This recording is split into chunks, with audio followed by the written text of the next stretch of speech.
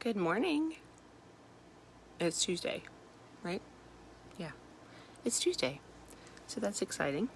I hope that you're having a great week. I hope that you are putting your best foot forward in whatever you're doing today, whatever that looks like, whether you are happy with it or not really happy with it. Because the responsibility that you are going to be given, you still have to show that we're responsible for it, right? Like my 10-year-old came to us yesterday and said, Sunday, and said, I want to do 10-year-old things. And, we told him, we said, well, we want you to do 10-year-old things. Of course, I don't know what a 10-year-old thing is. He said it was taking out the trash. No, bringing in the trash cans and getting the mail, doing these things. And we said, well, we want you to do 10-year-old things, but you got to show us that you're responsible enough for 10-year-old things, because instead of going out to get the trash, you go out and play and you stay outside and then you don't come in.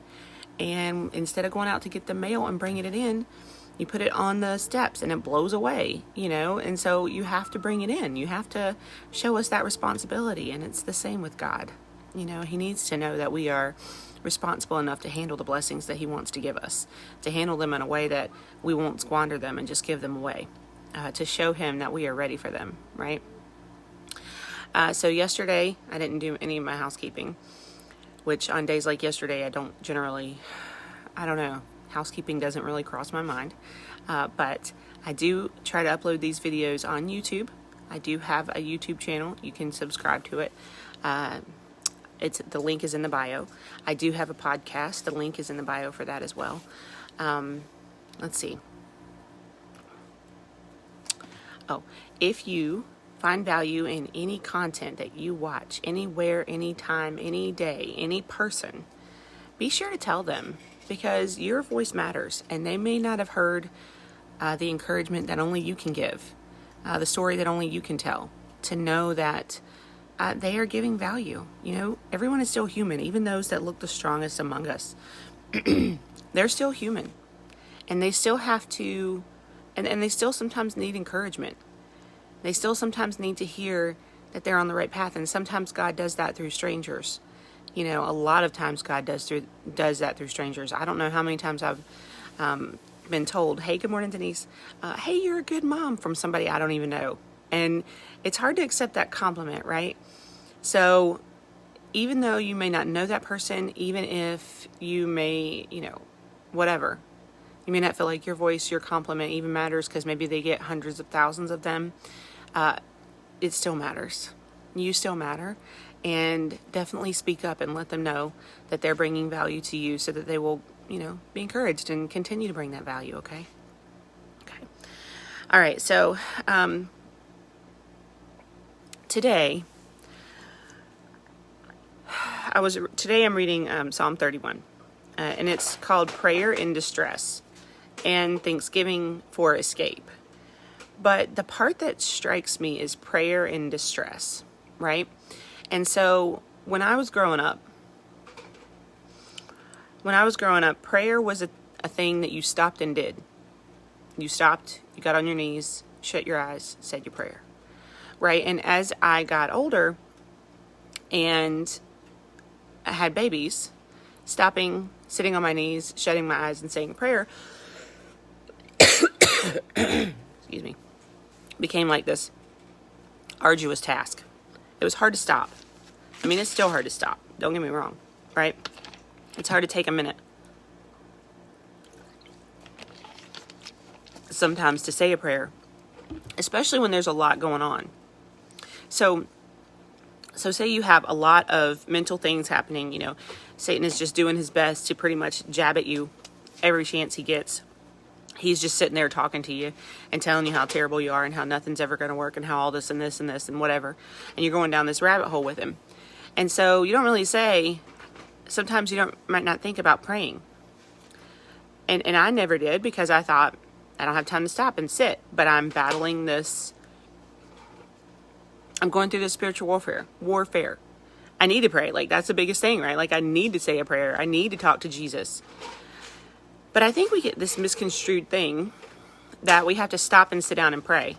when in reality, prayer is a conversation with God, right? It's a conversation with God. So when you are praying, when you are talking to God, when you are telling him things, even if it's just us sitting here right now, just like I'm talking to you and me talking to God, that's prayer, right? You're praying, you're talking to him, you're telling him, you're having a conversation with him. And sometimes you don't need more than a word or two words. And so like yesterday, after I got off of here, it was kind of a mental day where I needed to pray. I needed God's help all day long just to kind of do the things that I was supposed to do and move, and go on with it, and talk and be there for people that I needed to be there for. And so my prayer yesterday was different, and I've never really done it this way. So I just wanted to tell you about it so that maybe if you needed it, you could. But when I felt the walls trying to close it around me, I just said, I believe. And we all know that means I believe in God, right? I believe in God. I believe in his promises. I believe in his blessings. I believe that he loves me for who I am. I believe that I'm walking down his path and doing the right thing. I believe. I believe. I believe. It's like saying amen, right? Amen means I believe. So when you are praying and you get to the end of your prayer and you say, I believe, or you say amen, you say, I believe in the prayer that you just prayed, whether it's the Our Father, whether it's whatever it is whatever prayer that you're saying, whether you're just having a conversation with him. Are you going to go upstairs and turn the TV on, buddy?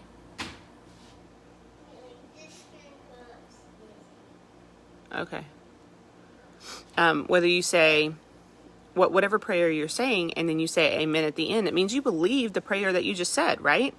I believe in all the things that I just said. I believe in the prayer that I just prayed to God. I believe that I'm pretty sure that paused. I had a phone call. A phone call at like 8:30. I don't generally have phone calls, probably spam. Anyways, so you say, I believe in the prayer that you just spoke.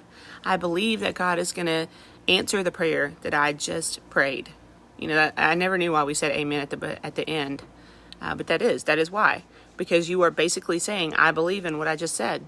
And God says, if you have the faith of a mustard seed, if you believe in what you ask for, if you believe that God is going to give it to you, then it's already yours, right? So why not say, I believe at the end? So yesterday, all I said was, all day, I believe. I believe. I believe. And, something that I really, really believe, and I believe this to be very true for everybody, regardless of who you are and where you are in your faith walk. When you start growing, there are tests. It's not like you just grow and grow and grow and grow and grow, and you do that work and nothing really ever happens. I think I talked about that yesterday. But you have tests, right? And so we all have them. Job had them. People of much faith had them. Mother Teresa. All of these people had the same kinds of tests that we get. I heard of, I don't remember who said it, but I heard a quote one time that said something like, if we expect to never have adversity in our garden, how vain are we? Like something like that, something along those lines. Because everybody has adversity in their garden, right? Everybody has adversity at some point, at some time. It doesn't matter who you are. It doesn't matter if you are Job. It doesn't matter if you are David. It doesn't matter if you are Paul, who preached from prison. Everybody has adversity in their garden. Different kinds, different types, different severities, different valleys, different mountains. Yeah, you can have that. Here, I'll open it for you. We all have it, right? And so... me too. Okay, you can finish that. It's fine. He had Gatorade yesterday. He was a little dehydrated. Wore long sleeves, even though I told him to wear short sleeves. Okay, go there and sit and eat it. So, when we have that adversity, when we have those things happen, they come first, okay? Before the blessings, before the things that maybe we are working towards, they come first. So let me tell you, I'll tell you just something that happens to me quite frequently. Right before there's large amounts of success, and we all measure success by different things, right? We all measure success in different ways. And so right before there's large amounts of success in whatever you are working towards, there's always the will to quit. And I'm pretty sure you've probably seen the quotes about like, you quit right before your biggest blessings or something like that. You quit right before your biggest success. Like you get right there to the edge and then you're just like, no, it wasn't worth it. And you turn around and you walk away or no, it's not worth it, because you turn around and you walk away because he starts to pick at you right there before that success. He wants to know, can he stop you? Satan, not God. But he wants to know, can he stop you? Can he keep you from getting these blessings? How set are you really? How strong are you really on this? Like, are you really set on doing what God is asking you to do? Have you really grown your mind, your strength, your mental capacity so much that you can do what he asks? How ready are you? How committed are you? How loyal are you? How much do you believe in the promise that God has given you? Like, these are the questions that right there on that ledge, right before you have that huge amount of success that you can't even believe happens. Right before that, he's asking you these questions. It's like the 40 days, right? It's like the 40 days for Jesus in the desert where he is tempting him constantly to not do what he's supposed to do. Like, stop, don't do that. You don't need to do that. Why are you doing this? What do you need to do that for? Look what I can give you. This is what Satan does to all of us. Listen to me, please, because this is something that I am coming to right as I'm speaking to you right now. This is literally something, a realization, an eye-opener, any of those things that that are just coming right now. Okay, please understand and hear me. This is like your 40 days, even if it's not 40 days, even if it's only 2 days. See, Jesus, he can withstand 40 days, right? Jesus can withstand 40 days of temptation and be like, that's it. Don't care what you have to say. I'm done with this. Like, I'm going to do my thing. I'm going to do what my Father sent me here to do. He has that strength, right? Because he's Jesus. But we as humans, we probably feel like it's 40 days, right? But we don't have 40 days. We just have enough time to see if we really mean business. Do we really mean business? Are we really committed to what God has for us? Are we really committed to doing the things that he's asked us to do? Are we really committed to receiving the blessings that he has for us? Are we committed to being responsible enough to receive those blessings and not squander them? Are we really, really committed? Right? And so you'll start to have that right before God gives you what he has for you in certain level, on every level, right? On every level, all of a sudden you'll be overwhelmed with this. It's not working. What's the point? Let's move away, walk on, right? You'll be overwhelmed with that. And then you will, if you haven't been developing yourself, if you haven't been growing in Jesus, if you haven't been standing on his promises, if you haven't been leaning on him, if you don't call it for what it is, a spade is a spade and Satan is Satan. Call it for what it is. Look, you are doing your best right now to knock me off the path, and I believe, which is why yesterday for me it was so powerful for me to just say, I believe. I didn't have to say anything else. I didn't have to give him anything else. He knows what I believe. He knows what I believe in. He knows that it's him. And sometimes you just have to tell yourself. You just have to tell Satan. You just have to get away from me, Satan. Back up. Not today. You don't get this. You don't get me. Right? So I believe. And sometimes even if you don't, but you continue to say that you do, you start to. The more that you say it, the more that you believe it. Because, that's the same, right? It's the same. It's like self-fulfilling prophecy every single time. That's why people tell you that words are so powerful. Your words are so powerful. The way you speak to yourself, the way you speak to your family, the way you speak to people in this world, whether it's behind a keyboard or in their face, the way you speak to your children, the way you speak to anybody, they are powerful. And you will fulfill whatever prophecy you continue to speak over yourself, whether it's good or bad. So I believe, for me, was a simple prayer. And you know, sometimes a simple prayer can be help me. Sometimes a simple prayer can be, I need your help. I need you now. I need you to be my strength. I need you to cover me in your blood. I need you to cover me in your grace. You know, whatever.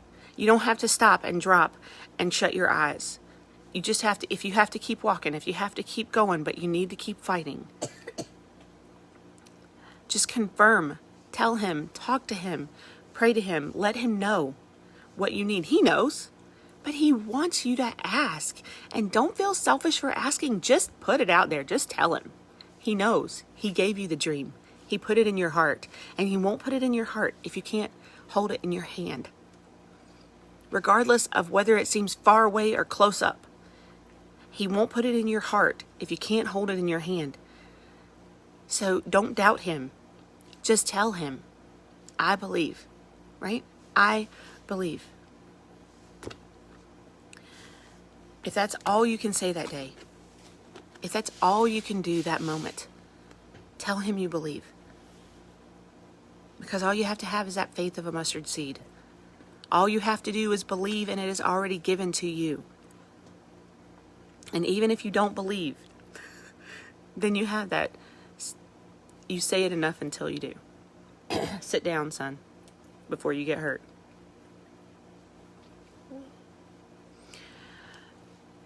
I believe. That's all you need, is that belief. A small prayer. He knows. He knows you. He knows you believe. He knows you love him. He loves you. And he wants to give you all of the blessings that you deserve, that you are worthy of, that he has ready for you. But show him that you are responsible enough to receive them by not allowing Satan to throw you off your path the minute before he gives them to you. Because, oh my gosh, how many things have we lost just because we all of a sudden decided we were done and walked away. Right the moment before God was willing, ready to bestow upon us the blessings of our life. The blessings of that moment. And then we work towards the next, right? And then we work towards the next. And this happens every time. So don't give up. Don't give in. Don't think, why is this still happening to me? I should be stronger than this. Because the stronger you get, the harder they come. They don't feel as hard maybe because you are stronger, but they're still going to be there. The tests are still there. The times are still there where you're going to want to give up, or you're going to want to be done. But don't do it. Because you're worth it. You're worthy. You are willing of the blessings that God is ready to bestow upon you. You just have to show him. You just have to show him. And you just have to show Satan that he can't pull you off. And listen, if you're as stubborn as I am, it makes me really happy to know that he's trying to pull me off. Because I'm not leaving. I'm not stopping. And nobody is going to pull me off and show me that I can't do something. So, grab that attitude. Nobody's going to show you that you can't do it. Especially not Satan. Especially not yourself. You can do it. You're amazing. And I'm proud of you.